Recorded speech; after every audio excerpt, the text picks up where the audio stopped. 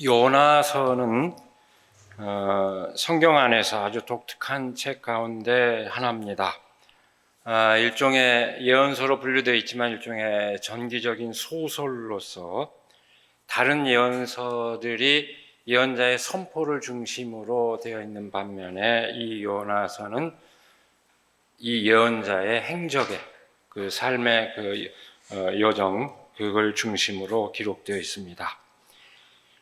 이 이야기가 그리고 있는 그 배경은 주전 8세기 아시리아 제국 그 전성기를 그 무대로 하고 있지만 사실은 이 예언서가 기록된 시점은 그로부터 한 3세기 이후에 5세기 전후에 다시 말해서 이스라엘 민족이 바벨론 포로로 붙잡혀 간 이후 그 상황을 반영하고 있습니다. 한마디로 얘기해서 종교적 분리주의 또는 자기 민족을 강조하는 배회주의가 강화되는 바로 그 시점에 그것과는 전혀 다른 메시지를 전하려는 의도로 기록된 책입니다.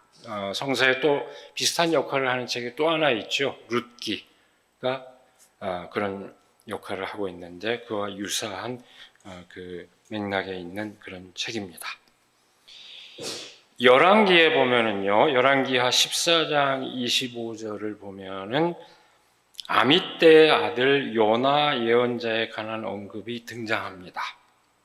뭐라고 되어 있느냐면은 하맛 어기로부터 아라바 바다까지 국토를 회복하여 주실 것이다 하는 그 예언의 주인공으로 언급이 되어 있습니다. 그러니까 저 북쪽에서 남쪽 사해 바다에 이르기까지 그 땅을 회복하게 해주겠다. 흔히 이스라엘의 영토의 경계를 얘기할 때 단에서 부엘세바라든지 하맛에서 이 아라바까지 이런 식의 표현을 쓰는데 그런 얘기입니다. 그러니까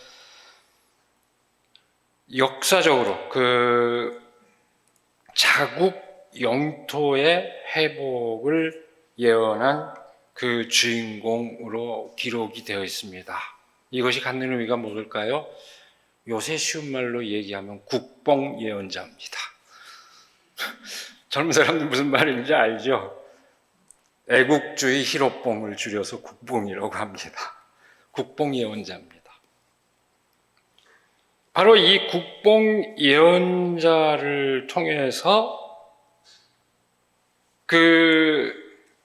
거꾸로 악의 제국으로 여겨진 적국이자 동시에 악의 제국으로 여겨진 아시리아의 수도 니느웨 백성이 구원받는 이야기를 전하는 이 요나서의 설정 자체가 흥미롭습니다.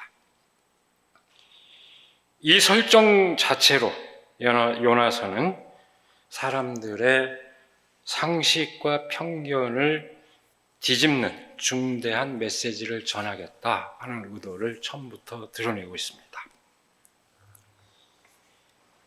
아까 얘기했지만 요나서는 예언자의 그 선포를 중심으로 하는 예언서들보다 오히려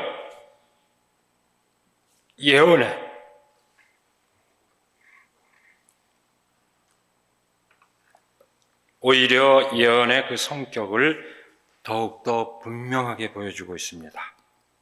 어떤 점에서 그럴까요? 다른 예언자들의 예언은 실현이 됩니까? 안 됩니까? 실현이 됩니다. 그대로 실현이 됩니다. 근데 요나의 예언은 어떻게 됐을까요? 실현이 되지 않습니다. 바로 그 점에서 요나의 예언은 성서가 전하고 있는 예언의 진정한 뜻을 오히려 가장 분명하게 보여주고 있습니다. 예언은 회개를 촉구하는 것인데 대개는 다른 예언자들이 선포를 했을 때 사람들이 회개를 하지 않습니다. 그래서 결국 심판의 선언이 현실이 되고 맙니다. 그렇게 해서 불행하게 예언이 실현이 됩니다. 반면 요나서의 예언은 원래 예언의 그 목적대로 회개를 불러일으켰습니다. 따라서 심판의 선언이 실현되지 않았습니다. 바로 그런 의미에서 오히려 이 요나서의 예언이야말로 예언의 근본 뜻을 아주 잘 보여주고 있다는 얘기입니다. 그 예언이 기회 있을 때마다 얘기합니다만 점쟁이와 같은 그런 거 얘기가 아닙니다. 미리 앞날을 내다본다는 그런 의미가 아니고 예언의 의미는 결단을 촉구하는 데 있는데 그 결단을 촉구하는 예언이 제대로 구현된 것은 요나서에서 뿐입니다.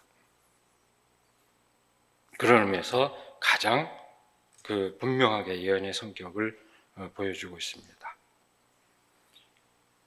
여러분 기억하실지 모르겠지만 딱 1년 전에 우리가 똑같이 요나서를 봤습니다.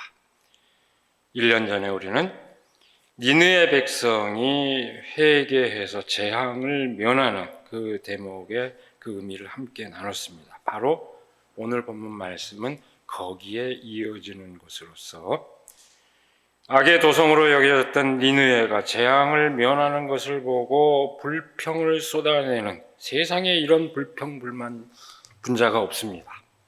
불평을 쏟아내는 예언자 요나와 하나님과의 그 대화를 전하고 있습니다. 오늘 말씀은 요나서의 결론입니다. 요나 얘기는 아마 여러분 대개 기억을 하고 있겠지만 다시 한번 간략히 그 줄거리로 한기를 해볼까요? 맨 첫 대목은 이렇게 되어 있습니다. 하나님께서 요나에게 아시리아의 도성 니느웨로 가서 예언을 선포하라고 합니다. 팔레스타인 지역에서 보면 동쪽입니다. 오늘날 이라크에 가까운 북시리아로부터 이라크에 가까운 그쪽 지역입니다. 그러나 요나는 배를 타고 정반대 방향인 서쪽으로 달아납니다. 스페인의 다시스로 달아납니다. 그러다가 풍랑을 만나서 바닷물에 빠지고 결국 큰 물고기 뱃속에서 사흘을 지내면서 돌이킨 요나는 다시 세상으로 나옵니다.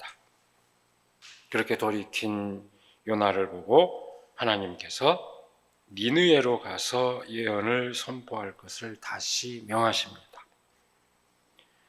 그 명을 받은 요나는 니느웨로 향합니다.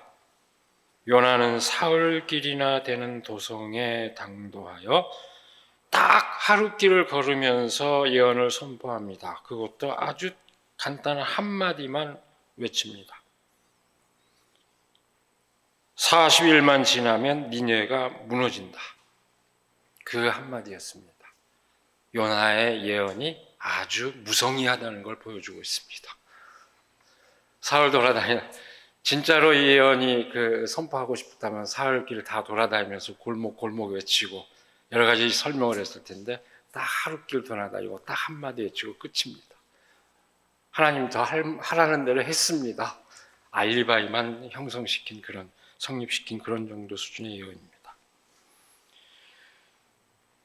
그런데 그 예언을 받은 니느웨 사람들은 하나님의 말씀을 듣고 참회했습니다. 사람들은 금식을 하고 베옷을 입고 잿더미에 앉아서 참회했습니다. 그리고 아시리아 왕은 선포합니다. 저마다 자기가 가던 나쁜 길에서 돌이키고 힘이 있다고 휘두르던 폭력을 그쳐라. 아주 너무 구체적이지 않습니까? 돌이켜라. 그리고 힘자랑하던 그 폭력을 그쳐라 라고 돌이킵니다. 그래서 그렇게 그들이 뉘우치는 것을 본 하나님께서는 그들에게 내리시기로 했던 재앙을 거두어 드립니다. 오늘 본문 말씀은 바로 그 이후에 그 대목에 이어지고 있습니다. 요나는 계속 못마땅합니다. 그 일이 못마땅해서 화가 잔뜩 났습니다. 그래서 하나님께 기도하면서 항변합니다. 여기서 그가 아시리아 니느웨가 아니라 스페인 다시스로 달아난 이유도 분명히 밝혀집니다. 니느웨가 벌을 받지 않고 재앙을 면하는 게 마땅치 않아서입니다. 요나는 처음부터 그걸 염려했습니다. 내가 이 예언을 선포하면 이 사람들이 회개해서 벌을 면하면 어떻게 되지? 이걸 걱정했습니다. 요나서는 철저하게 그렇게 그리고 있습니다. 그렇게 불평하는 요나와 하나님의 뜻이 여기서 아주 분명하게 대비됩니다. 뭐라고 기도합니까? 하나님은 은혜로우시며 자비로우시며 좀처럼 노하지 않으시며 사랑이 한없는 분이시니 내리시려던 재앙마저 거두어 드릴 것임을 내가 알고 있었기 때문입니다. 주님, 이제는 제발 내 목숨을 나에게서 거두어 주십시오. 이렇게 사느니 차라리 죽는 것이 낫겠습니다. 그 맥락을 따라서 잘 음미해 보시기 바랍니다. 은혜로우신 하나님께서 한없는 사랑을 베푸셔서 내리시려던 재앙을 거두신다는 고백은 진실을 말하고 있습니다.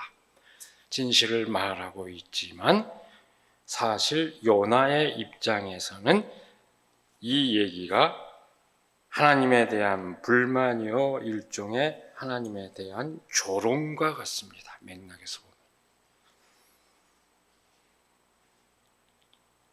마땅히 하나님 그러시겠지요. 하나님은 그러시겠지요. 그러나 저는 그게 못마땅합니다. 저는 그렇게 생각하지 않습니다. 그런 얘기입니다. 하나님 잘해보십시오. 이런 얘기입니다.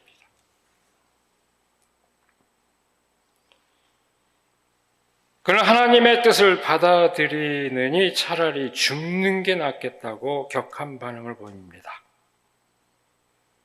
하나님의 위대함을 보고도 자신의 잘못된 신앙을 바로잡으려는 의지가 털끝만큼도 없는 요나의 태도입니다. 보편적 사랑이야말로 모든 인간들 가운데 실현되어야 할 마땅한 도리라는 것을 알면서도 자기 이해에 집착하는 사람들의 그 태도와 똑같습니다. 그것을 전형적으로 보여주고 있습니다. 자기만의 편견과 아집을 극복하기가 얼마나 어려운지 이 요나의 태도는 우리에게 새삼 일깨워주고 있습니다.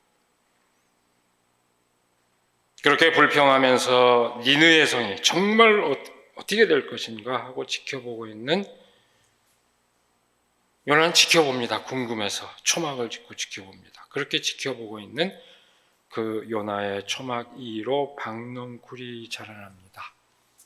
넝쿨 있는 식물입니다. 어쨌든 자라나는데 그 박넝쿨이 만들어준 그늘 때문에 요나는 기분이 아주 좋았습니다. 딱 우리 지금 이런 더위를 상상하면 될 겁니다. 그늘에 가면 얼마나 기분이 좋습니까? 제가 잠깐 이 가지치기를 하는데도 땀이 주르륵 내리는데 그늘로 가면 얼마나 기분이 좋습니까? 그런데 다음날 아침 벌레 한 마리가 박넝쿨을 싹 갉아먹어 버렸습니다. 박넝쿨이 시들자 그늘은 사라지고 찌는 듯한 더위로 요나는 기진맥진해졌습니다. 요나는 또 불평입니다. 이렇게 사내으니 죽는 게 낫겠습니다. 그늘 하나 좀 없어졌다고. 죽어버리면 좋겠습니다. 이런 철부지가 없습니다, 세상에. 그렇게 불평하는 요나를 보고 하나님께서 말씀하십니다. 내가 수고하지도 않았고 내가 키운 것도 아니며 그저 하룻밤 사이에 자라났다가 하룻밤 사이에 죽어버린 이 식물을 내가 그처럼 아까워하는데 하물며 좌우를 가릴 줄 모르는 사람들이 12만 명도 더 되고 짐승들도 수없이 많은 이 큰 성읍 니느웨를 어찌 내가 아끼지 않겠느냐. 12만 명이란 고대 도시에서는 엄청난 규모입니다. 그리고 이 10이라는 수는 그만큼 사람이 많다는 겁니다. 하나님은 이 대목에서는 의인 10명, 5명을 찾는 것이 아니라 거기에 있는 모든 사람들을 아끼는 그 심정으로 말씀하십니다. 끝까지 자신의 입장을 포기하지 않는 이 요나의 태도는 사람의 편견이 얼마나 완고한 것인지 다시금 되돌아보게 해줍니다. 더욱이 자기만의 세계관과 그에 따르는 독선적 편견이 신앙의 논리로 무장했을 때, 신앙의 논리로 뒷받침되었을 때 그것을 얼마나 떨치기 어려운지를 보여주고 있습니다. 그 완고함이 하나님의 사랑과 은혜를 저버리는 것임에도 불구하고 끝까지 자기만의 세계에 몰입해 타인을 혐오하고 증오하는 그 사람의 태도를 이 말씀은 꼬집어주고 있습니다. 본문 말씀은 그 완고함을 질타하는 하나님의 말씀으로 결론을 내리고 있습니다. 그에 대해서 다시 요나가 어떤 태도를 보여주었는지 이 요나서는 더 이상 언급하지 않습니다. 그러나 후대 유대교와 우리 기독교, 그리스도교, 이슬람교의 전승에서 공통적으로 전해지고 있는 것은 거듭남의 표본으로서 요나가 기억되고 있다는 것입니다. 그것을 통해서 우리는 미루어 알 수 있습니다. 예수님께서도 요나에 관해서 여러 번 언급을 하셨죠. 기적을 요구하는 바리새파 사람들과 율법학자들에게 요나의 기적 외에는 보여줄 것이 없다. 요나의 기적의 의미를 알면 됐지 내가 뭘 더 이상 보여주겠느냐라고 예수님은 말씀하셨습니다. 그 말씀이 뜻하는 바가 무엇일까요? 자기 세계에 갇혀 자기에게 유리하고 불리한 것에만 몰입해 있던 요나가 하나님께서 원하시는 보편적인 구원의 세계에 눈을 돌린 사건, 그것이 바로 요나의 기적입니다. 그것은 요나의 세계관의 변화를 뜻할 뿐만 아니라 세계 자체의 변화를 뜻합니다. 요나서가 역설하고 있는 것은 그 변화가 가능하다는 희망입니다. 요나서는 그렇게 변화가 이루어지면, 사람들 가운데서 그런 변화가 일어나면 모든 사람이 평화롭게 살 수 있다는 희망을 선포하고 있는 것입니다. 예수님은 뭐라고 그랬습니까? 요나보다 더 큰 사람이라고 그렇게 얘기했습니다. 예수님께서 요나의 기적을 환기하면서 그 의미를 그렇게 다시 일깨워줍니다. 요나의 행적을 통해서 보여주신 하나님의 뜻은 아주 분명합니다. 선민의식에 사로잡혀 자기만의 믿음이 옳다고 생각하며 타인을 정죄하는 태도에 경종을 울리면서 하나님께서 인도하시는 진정한 구원의 세계를 바라볼 것을 촉구합니다. 이것이 요나서의 메시지입니다. 나에게 이롭고 불리함, 나에게 좋고 나쁨을 넘어서 모든 사람에게 진정한 생명과 자유를 보장하는 길을 따르라는 것입니다. 그것이 요나서의 메시지입니다. 칸트의 유명한 명제가 있죠. 정언명령으로서 그대가 하고자 꾀하고 있는 것이 동시에 누구에게나 통용될 수 있도록 하라. 너의 행동이 보편 율법에 어떤 부합할 수 있도록 하라. 정언명령입니다. 아주 유명한 그 명령은 일찍이 성서의 세계 안에서 이렇게 싹을 틔우고 있었던 것입니다. 성서 안에서부터 비롯되는 그 정신입니다. 자기에게 유리한 대로만 행동하면 세계는 갈등과 불화, 고통 속에서 머무를 수밖에 없습니다. 끊임없는 욕망의 각축과 갈등, 고통만 뒤따를 뿐입니다. 그러나 내가 행하는 것이 다른 사람에게도 통할 수 있도록 한다면 그렇게 마땅히 해야 할 바를 서로 행한다면 세상은 정의롭고 평화로워집니다.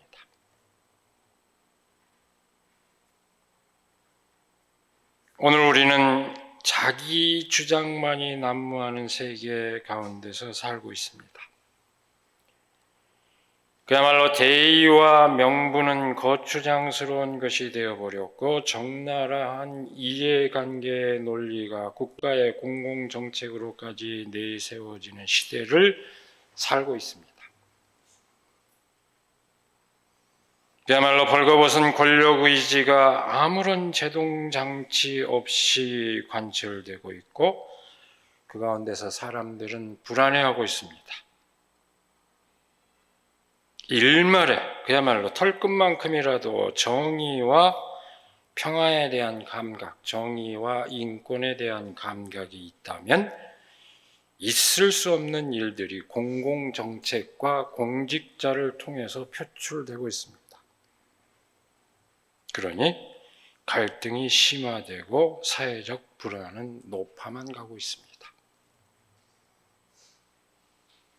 그 목록을 열고 하기 어렵습니다만 몇 가지만 짚어볼까요?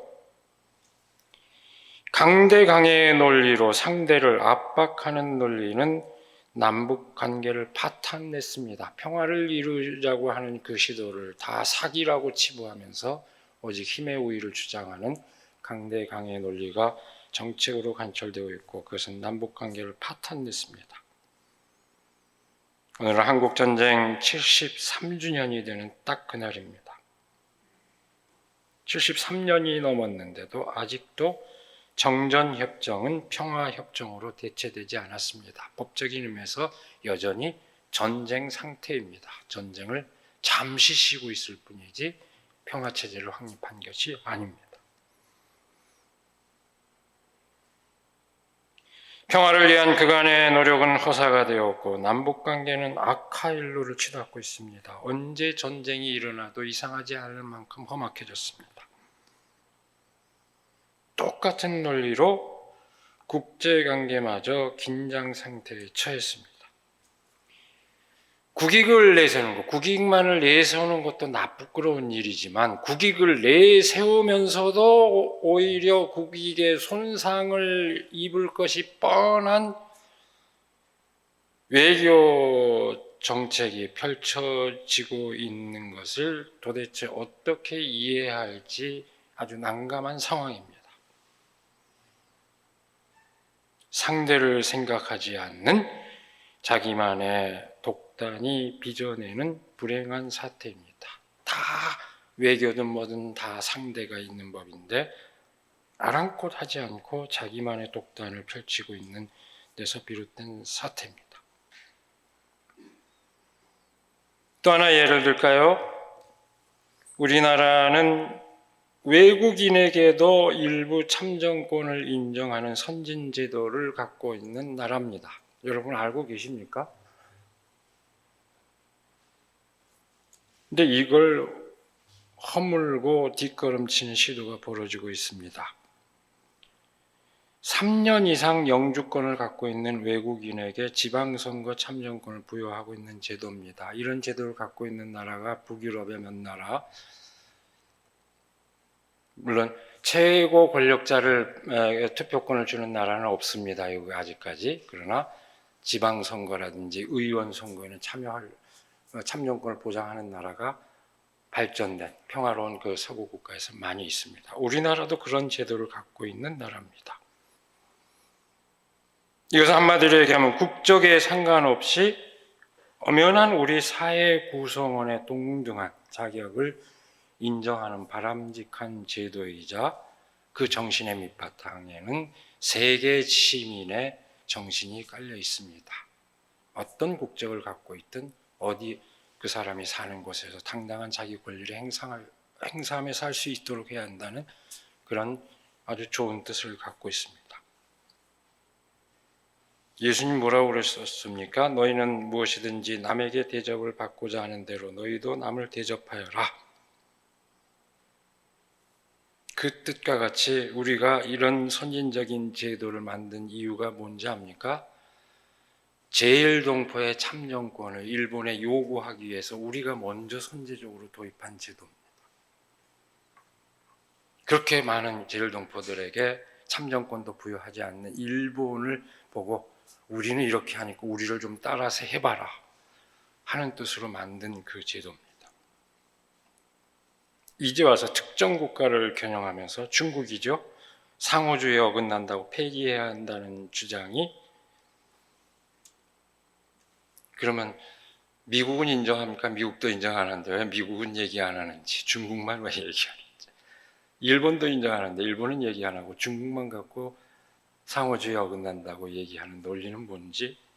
어쨌든 이런 주장은 우리 사회가 이미 선치한 보편적인 가치를 저버리는 그런 태도입니다.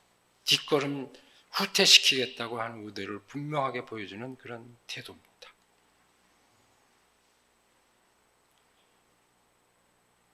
(1%의) 소수자의 권익 때문에 (99% ) 다수자가 피해를 입어야 하느냐, 이런 공직자의 발언은 대구시장의 발언이죠. 정의와 인권에 대한 감각의 결여를 아주 단적으로 보여줍니다. 꽝이라는 걸 보여줍니다. 소수자의 권익과 다수자의 권익은 대등한 비교의 대상이 아닙니다. 사회적 강자와 다수자의 권익만을 중심으로 짜여진 사회 질서 안에서 소수자가 차별과 피해를 겪고 있기 때문에 불가불 그것을 극복하기 위해서 소수자의 인권이 요구되는 것입니다. 인권의 요구라고 하는 것은, 인권의 요구는 항상 그렇게 사회적 약자 및 소수자의 권리를 옹호하는 것에서부터 출발합니다. 그리고 그것이 보편적으로 확장되어 오는 그런 성격을 갖고 있습니다. 인권은 애초부터 소수자의 권리로부터 시작됩니다. 예수님께서 가난한 사람과 약자에 먼저 관심을 기울인 뜻이 무엇이겠습니까? 그렇게 사회적 약자들이 존재하는 것 자체가 사회의 불완전성을 나타내고 인간 삶의 불완전성을 나타내기 때문입니다. 그걸 드러내기 때문입니다. 그런데도 기득권의 카르텔은 마치 정상인 것처럼 여기지만 공기와 같이 당연한 듯이 여기면서도 약자들의 연대는 담합이요 협박으로 마치 민폐인 듯이 몰아가는 사회는 결코 정의롭고 평화로운 사회라고 할 수 없습니다. 이런 상황 가운데서 교회가 해야 할 몫이 무엇이겠습니까? 좌우를 가릴 줄 모르는 사람들이 12만 명도 더 되고 짐승들도 수없이 많은 이 큰 성읍 니느웨를 어찌 내가 아끼지 않겠느냐. 바로 그 하나님의 마음을 전하는 것입니다. 모든 사람에게 내려지는 하나님의 은혜, 하나님의 사랑을 베푸는 것입니다. 교리의 정당성, 자기 신앙의 정당성을 내세워서 차별과 혐오의 논리를 펼치는 것이 아닙니다. 그것이 교회가 해야 할 몫이 아닙니다. 여러분, 오랫동안 지켜온 신념을 뒤흔드는 사태를 목격하거나 경험할 때 당황하는 것은 당연합니다. 인간이라면 누구나 다 그렇게 되어 있습니다. 하나님의 놀라운 은혜와 사랑이 실현되는 것을 보고 오히려 조롱하면서 자기 신념을 포기하기보다는 차라리 죽는 게 낫겠다고 생각한 것은 요나뿐만이 아닙니다. 진실을 투명하게 인식할 수 없고 기울어진 세계, 불공평한 세계 가운데 살고 있는 우리 모두가 갖는 태도일 수 있습니다. 근데 오늘 본문 말씀은 그 상식과 편견을 벗어버릴 때 비로소 진정한 구원의 세계에 이른다는 것을 일깨워줍니다. 그 답을 찾는 것이 그렇게 어려운 일도 아닙니다. 무엇이 과연 모든 인간의 삶을 보장하는지 하나님께서 그 사람 가운데서 이루시고자 하는 뜻이 무엇인지 우리가 헤아리지 못할 바가 없습니다. 그 뜻을 헤아릴 수 있다면 우리는 그 답의 실마리를 우리 스스로 이미 갖고 있습니다. 우리가 그 진실을 깨달아서 우리 삶 가운데서 실현하는 우리 한 사람 한 사람, 우리의 교회가 되기를 시간에 간절히 기원합니다. 기도하겠습니다. 오늘도 복된 날을 허락하여 주셔서 주의 말씀을 함께 나누고 새로운 삶의 자세를 가다듬게 하여 주시는 그 은혜를 감사드립니다. 언제나 자신만의 그 아집과 자기만의 세계에 갇혀서 하나님께서 펼치시는 놀라운 그 사랑의 기적을 외면하며 살아가는 저희들을 다시금 되돌아보게 하여 주시고 정말로 자기만의 그 세계를 뛰어넘어서 하나님께서 인도하시는 구원의 세계를 향하여 나아갈 수 있도록 저희를 인도하여 주시옵소서. 놀랍고도 당황스러운 경험일 수 있지만 하나님께서 인도하시는 그 구원의 손길을 믿고 신실하게 따라가는 저희들이 되기를 원하오며 우리 주 예수 그리스도의 이름으로 기도드리옵나이다. 아멘.